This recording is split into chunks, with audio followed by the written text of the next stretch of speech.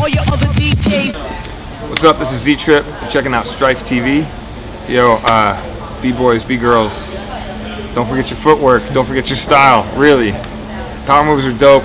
We all love them, but style is the key to all forms of rocking, right? So, anyway, rock that shit.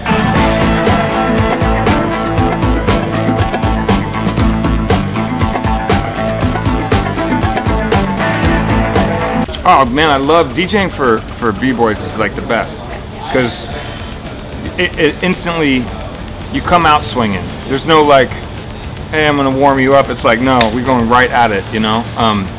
And it's a chance for me to pull out breaks that I wouldn't normally play in a club, you know, breaks that are specific for people to break to. And also, you know, if all of a sudden they start getting into a pop and locking battle, it's like, oh, I got tunes for that. Or it's like, oh, they're gonna, you know, they're gonna start tutting. Oh, let me throw in this, you know, it's like, it's having my arsenal and sort of ready to see where it goes, you know, that's always interesting. And also, you know, knowing like, oh, this person's really feeling this break, or the two crews are really rocking into this break, so let me let it hang for a minute. And then it's like, okay, you know what, that guy finished, let me throw a new break. And it's like knowing when to enter, you sort of ebb and flow, because you're almost there with them. You love playing breaks. I love playing breaks, but I love playing breaks for people who dance. I mean, that's like my favorite. And it's, you know, it's a chance to rock my best stuff. I think it depends on where I'm playing. What I'm playing depends on where I'm playing and who I'm playing for, always. You know, and that would be, the same thing goes for, you know, if I'm playing for B-boys or if I'm playing for a club. You know, there's certain breaks that'll work for a circle, and there's certain things that won't work for a nightclub. So I try and sort of take into consideration where I'm at, but there have been times too where it's like I've been proved totally wrong, where I go into a nightclub and it's like, all right, I'm playing some club stuff. All of a sudden a B-boy circle happens. I'm like, oh shit, all right. And I go into my crate and like, now we're here. Yeah. Well, I mean, there's the plan sets. Every DJ's got those. You know, if you can't get a good read on the crowd, or you need to sort of play something that just keeps them at a certain level, you'll go there. But I think all DJs ultimately want to get such good feedback from a crowd that they dig into stuff that they wouldn't normally play. Like, you know, I might go in pre-planned, but 10 minutes into it, I'm like, oh, they're up for anything. I'll start throwing them curveballs, and if they go for that, then it opens up the door. And so I'll go as far as the crowd wants to go, you know. And if the crowd's up for it, you know, we can go deep and we can go really, really long, you know, hours and hours. And I love that. As a DJ, that's my favorite thing, is to play the obscure tunes for a long amount of time and have people just losing their mind to it.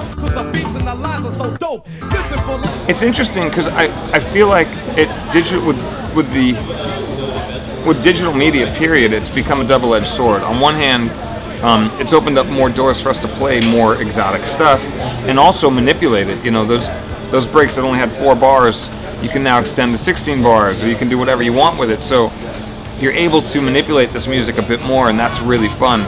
The downside is, with all these choices, sometimes we as DJs, and I'm guilty of this as well, but we end up just playing a small, this playlist, just what I've got here. And so you end up sort of just playing it safe by not even meaning to, because there's so many choices. You're like, oh, I'm just gonna go with what's working. I think it's important for us to constantly break out of that. You know, it's easy to fall into because safe works, but it's, you know, in the middle of your set, you need to sort of be like, wait a second, am I playing it too safe? Should I throw some really crazy shit out there? And if you do and it doesn't work, then yeah, you bring it back to safe. But if it works, you really feel the vibe. You have to, man. You have to. Well, it used to be a little tough because you had to sort of keep an eye on the records. You don't want to fuck up and miss the break. But there was always that time of like, if it was a battle I always wanted to see, I also was strategic about the breaks I would play, because I would play I'd save the really dope shit for those battles, but I'd also make sure that those were like the long breaks that had like a lot of bongos or percussion, so I could, bam, watch, I'm pulling the other one back, like, bam, okay, so I could actually, you know, because you want to be able to see what you're doing, you want to see what they're doing to it. But yeah, it's interesting, man.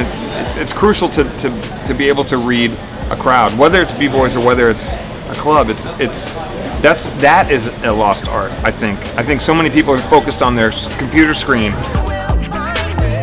Well, I mean, vinyl is always dope. You know, if a DJ can flip vinyl, that's awesome. But if a DJ rocks it digitally, that's cool too. But just be able to still do what you do on vinyl, but do it better, and allow yourself the ability to still be able to read the crowd. Because selection is key, skills are key, but reading the crowd is the most crucial, I think, because if you have skills and you have music selection, but you're playing the wrong shit at the wrong time, it doesn't even fucking matter. You could be playing the best thing. Here's this incredible bongo band break that no one ever heard before that I happen to have, and I'm gonna play it, but like people are like, dude, no one's really dancing right now. Nobody cares right now. You're like, missed opportunity. Yeah, well, it's interesting. I equate a lot of the, you know, b-boys who had their special moves or their patented moves. The DJs were the same way. We had our own moves. We had our own records, our own things that nobody could copy. You know, I think it's about, you know, you used to rely on that. You might make up 3 or 4 moves or have 3 or 4 breaks that nobody had, and you'd be like, I'm good this year because I got these 4 and no one's gonna fuck with me. But the problem is everything's sped up so fast that people do copy moves, they copy breaks, and I think it's just important to stay original and keep pushing your own boundaries, because if you keep pushing it, then nobody can copy you. You got to keep being a little bit out on the edge, and that might be a little like, oh, this person's a little crazy, but you have to sort of keep taking those chances or push those boundaries, because if you don't, somebody else will, and you know, you'll get left behind. I think what keeps me motivated is just, you know, if I would be doing this anyway. Whether I had fame or fortune, I would still be doing this. And you know, there's that bit of Bambaataa in me, you know, looking for the perfect beat. I'm in constant search for the perfect, best beat ever, and that will never stop. So I'm always trying to push my boundaries in my own world and trying to better myself, and I think I just bring that to the game when I play. And I also notice when everyone's doing this, I'm gonna go that way by default. Like, even if I'm loving what everyone's doing, I may fuck with it a little bit, but I have to. That makes me go, oh shit, well I have to go over here, because how am I gonna stand out? How am I gonna be different?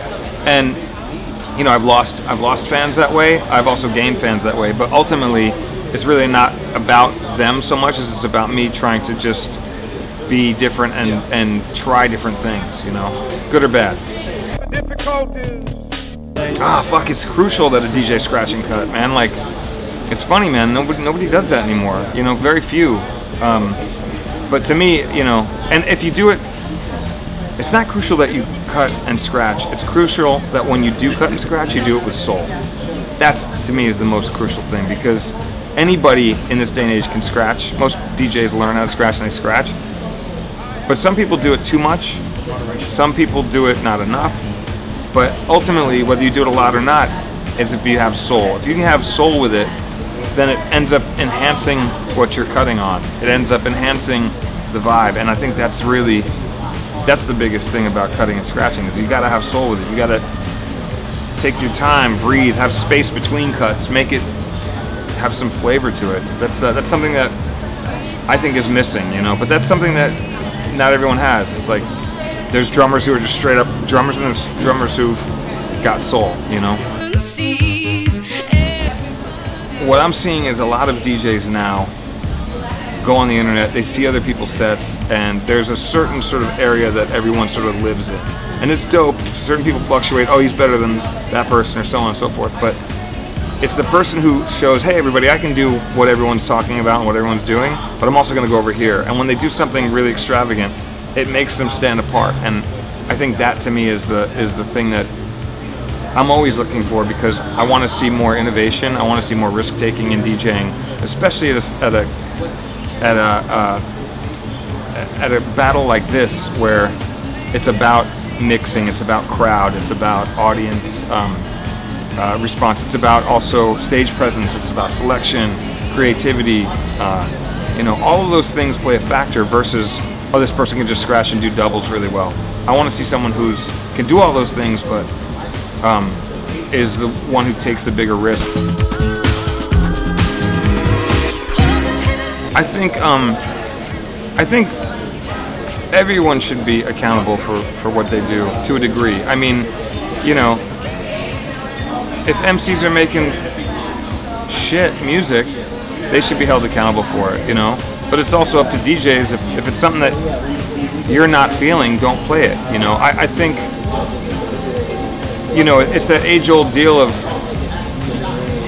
you're as guilty for playing something if you don't feel it, you know? If the crowd is something that the crowd totally wants and it's the hit, then yeah, you gotta play it, I get that, but there's certain DJs who just play what the crowd wants, and it's like, if you do that, then ultimately what the fuck is the point? You're doing what anybody could do. Like, when I go to a club or a party or turn on the radio, I want to hear a DJ doing a little bit of what I think that the crowd wants, but ultimately I want to hear that person sprinkle in some of them, where it's like, oh, I didn't see this coming at all, or wow, what is that tune? I don't know it. Nobody else could know it. If I don't know it, I keep my ear to the ground. I don't know it. How, you know, this is specifically something that they're playing that is making me go, holy shit, I gotta get in touch with this guy. So I think it's up to the DJ to be able to play what they want, how they want, when they want, but they need to put some of themselves in the mix. And if they don't, then what's the point? You're gonna like her.